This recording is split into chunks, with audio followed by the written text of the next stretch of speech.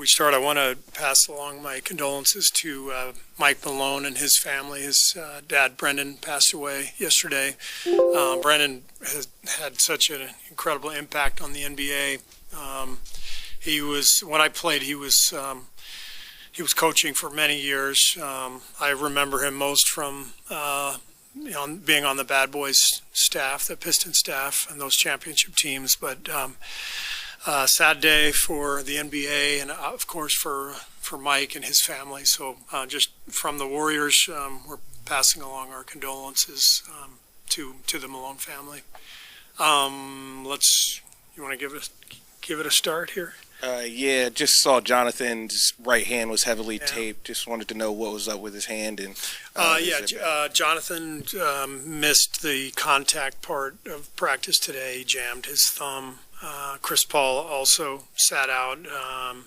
We had a tough kind of back-to-back days, 2 days, yesterday and today with scrimmaging, and we went pretty hard. So we gave Chris it was more precautionary than anything. He got a great workout in before the scrimmage, and then tomorrow will be light. But I don't think J.K. or Chris will be limited in any way going forward. So, quick clarifying follow-up. So, Chris missed the contact portion of practice, or the entirety? The contact portion, yeah.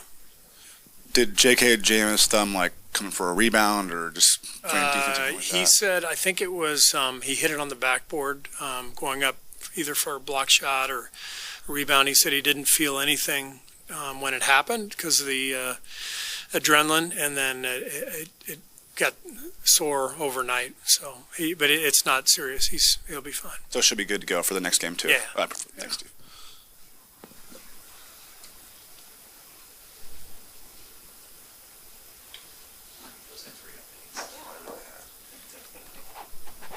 Peter? With Draymond being out, though, it does look like he's moving around pretty good.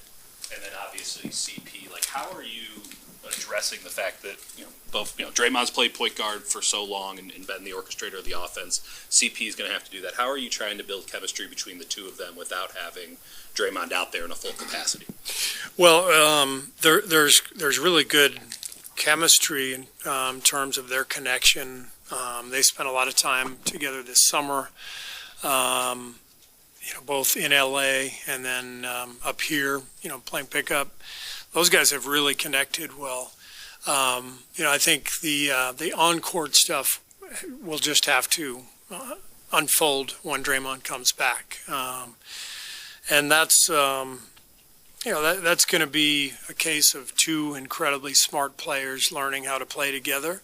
But they do occupy a similar part of the floor, so I think that's the biggest thing.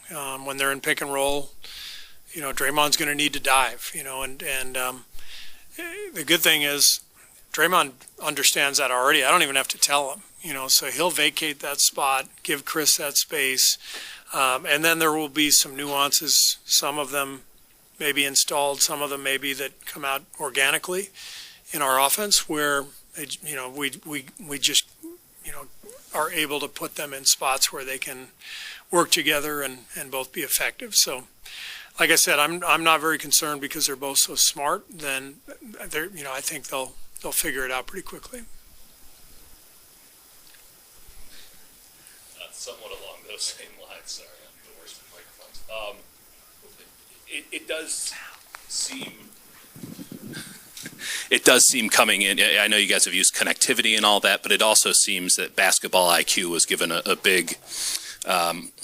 It was an emphasis. It was a point for the off season. How are you seeing that manifest already? I think we saw some in the preseason game, but especially with the young guys, they seem mature beyond their years. Yeah, I mean, Brandon has a great feel for the game. He definitely leads the team in deflections in the first week or 10 days, whatever it's been. He's constantly one step ahead of the play at both ends, rotating defensively, cross-graining the ball and, catching the defense off guard with a cross-court pass. attacking closeouts. Like he has great feel. And then I think, the job the front office did adding Dario, who really connects the game for us as a big who can shoot in space but also punish people inside with his strength and his size. Corey Joseph hasn't played yet, but very, very smart player. One of the top guys in the league in assist to turnover ratio. Chris, that goes without saying, his intelligence. So this feels like a really high IQ team, and they're showing that, I think, early on. Going back to the game the other night, you mentioned want to see Clay play some four this year. Played very little last year, but he seemed to really be aggressive rebounding the ball. How was that conversation between you and him? How that happened, and what was his? How did he welcome it or accept it? Yeah, I mean the rebounding conversation was first had with the entire team. I think we're emphasizing it with everybody. And then, the conversations with Clay, both this year and at the end of last year, have really centered around adapting your game as you get older. You have to, there's just going to be certain things you can't do anymore, so you got to add other things. And I think Clay staying in the play and not leaking out is a really big deal for us this year. If he stays in the play, we're going to get a lot more long rebounds at both ends. So we want him crashing on the offensive glass. We want him staying in on the defensive glass, hitting bodies. If he can pick off a few extra rebounds a game, it's going to help him. It's going to help us.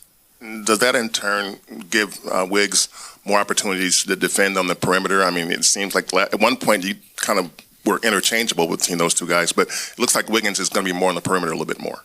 I would agree that if there's a matchup where you got a more dynamic player on the perimeter and a stronger guy on the interior, Clay will be on the stronger guy, Wiggs will be on the dynamic guy. That'll generally be the case. Steve, hi, nice to see you.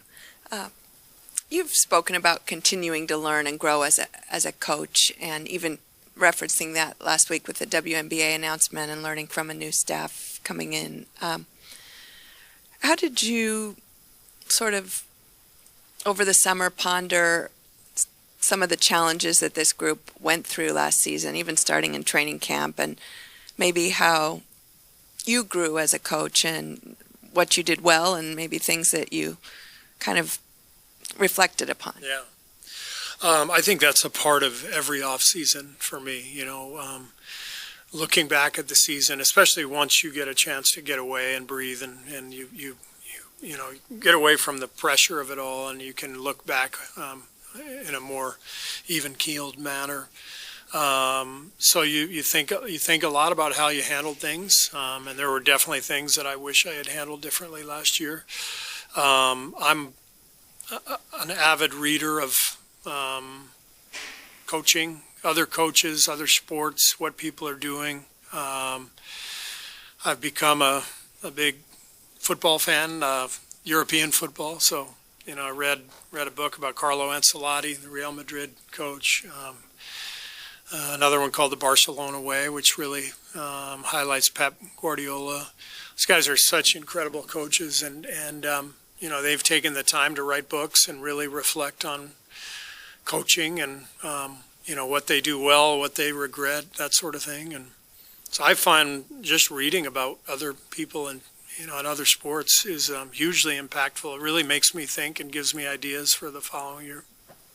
Along those lines, and I've watched Tara for 20 years as well, and she brings people in if she evaluates her personnel and says, okay, we need to change our offense from what we've done for the last 10 years. Or do you start to, as your roster comes together, even if you're on vacation or back down in Southern California, do you pull out a clipboard and start thinking about personnel and, okay, we might have to change this system a little bit? And I mean, how much, you can't ever get it truly away, right. Can you?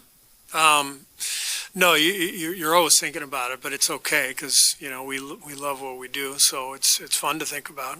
We try to adapt to our personnel every year. I think teams are doing different things all the time. I know when I was in Manila with Team USA, I was clipping lots of stuff that FIBA teams were doing, saying, "Hey, this would be a good late game play," or good play for Steph or CP or whatever. And I think we're all kind of doing that all the time. The annual GM survey came out today, and the Warriors got no love for championship possibility. How do you like that? I don't care.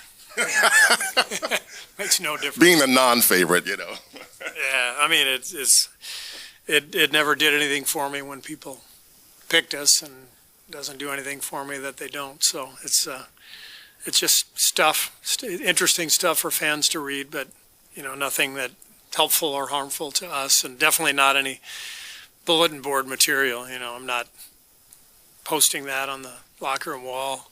No GMs picked us to win the title. How does that make you feel, fellas? I don't know. I don't think anybody cares.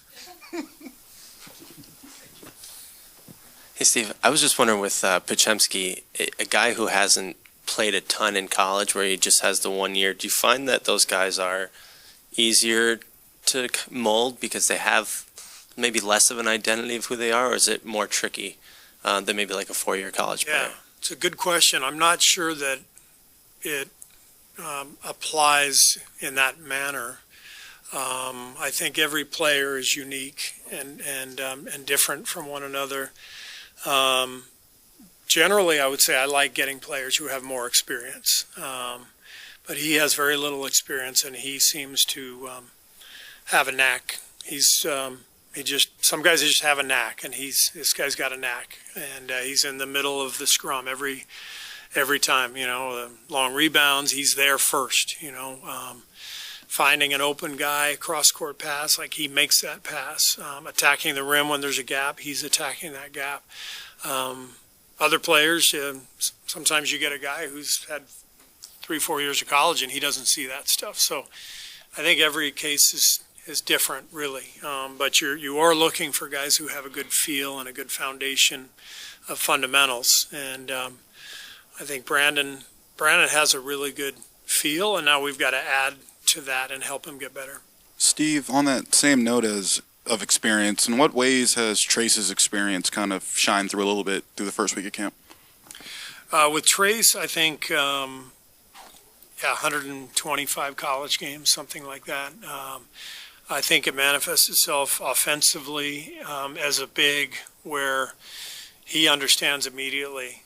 Catch the ball at the top of the key as a center, go dribble handoff with somebody on the weak side. He understands the value of swinging the ball in the opposite direction.